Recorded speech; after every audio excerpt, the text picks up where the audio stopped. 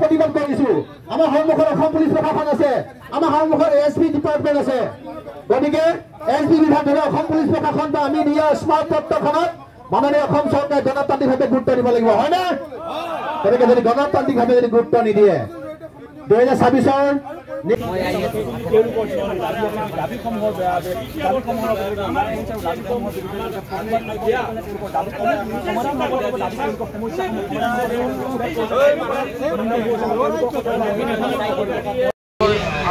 উপায় নাই অদনম্বৰ বাহিৰে আমাৰ উপায় নাই নহলে আৰ ফাঁসিৰ মানে আমাক নিজৰ মানে আমি কোৰ্টত যাই এপ্লাই কৰিব লাগিব যে আমি মৰিবলৈ আমি ইচ্ছা কৰিছো আমাক ডাইৰেক্ট এতিয়া আমি প্ৰতিবাদ কৰিব নোৱাৰো প্ৰতিবাদটো কৰিবলৈ যেতিয়া আগবাঢ়ো তেতিয়া এটা ছুটি ওলাই থৈ দিয়ে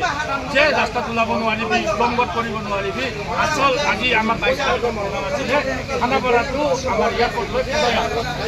শান্তিভাৱে পদযাত্ৰা কৰিম বুলি ভাবিছিলোঁ কিন্তু সেইটো বন্ধ কৰাৰ কাৰণে আমি আজি কৰি নিজৰ প্ৰতিবাদ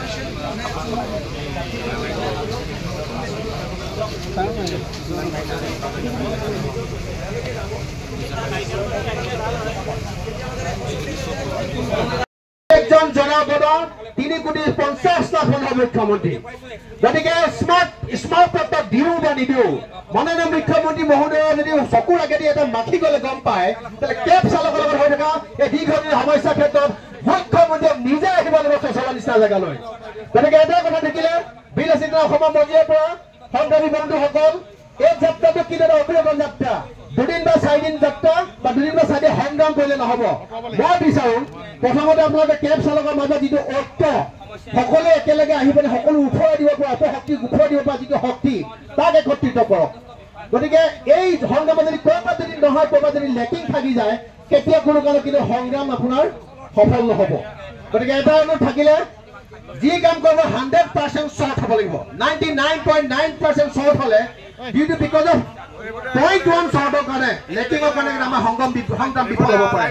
গতিকে সংগ্ৰাম পাগলৰ দৰে হ'ব লাগিব এই সংগ্ৰামী দৰে হ'ব লাগিব এই সংগ্ৰামত স্বাৰ্থত জড়িত হৈ থাকিব লাগিব আজি দিনটোত মই ভাবো বহু কেব চালকে আজি দিন যদি গাড়ী নচলায় পেটৰ ভাত নমৰে হয়নে